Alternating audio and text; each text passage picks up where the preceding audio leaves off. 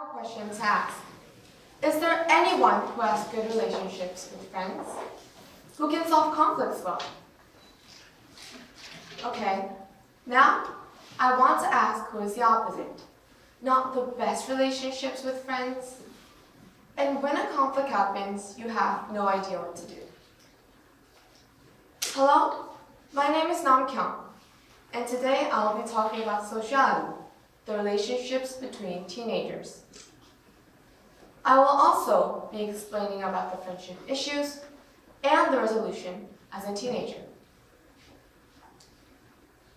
Friends are very important.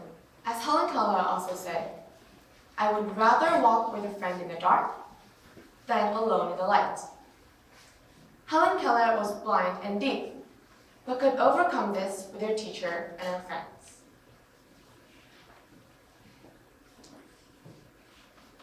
Friends are very important. And teenagers are when friends will mean most to them, and when friends can have an impact on their future life. According to research by Newsys, the reason that took first place for why 2020 was an unhappy year was disconnection of human relationships. Then, what would be the ways to make friends? First, let's look at personal traits.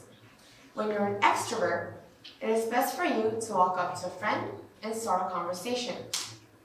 However, when you're an introvert, that may be difficult. In that case, show good reaction and response when an extrovert starts a conversation. This is because some people find it difficult to become friends with a person who keeps distance within.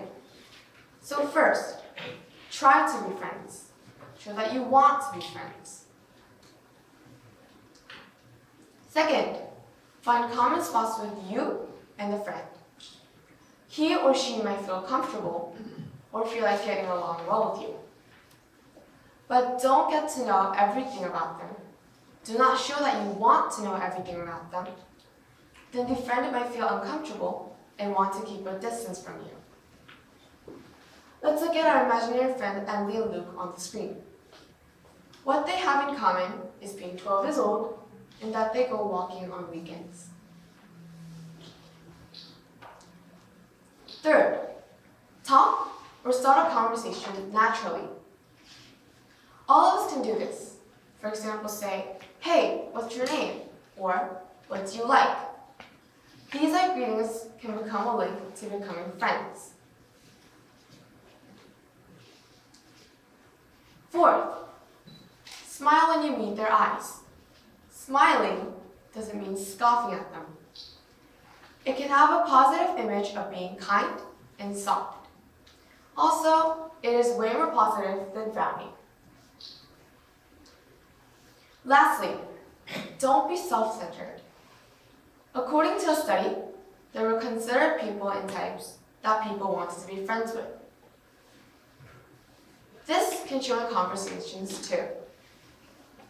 Listen to others' feelings and thoughts as well as yours.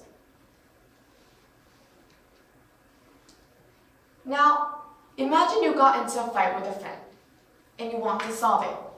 How would you do so? Use an I talk. Talk merely about your feelings, but do not try to win the talk by showing, "I was sad and it's your fault." Try to say I rather than you, we, or us. This helps the other person understand your feelings way more better and have a conversation without hurting each other's feelings.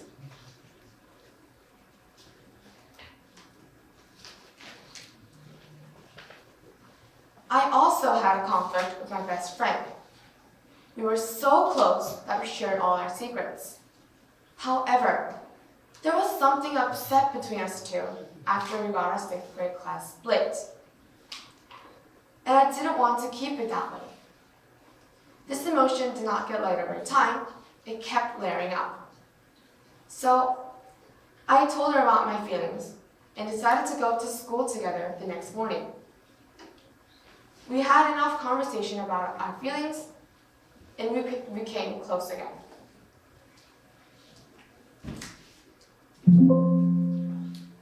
Thank you for listening.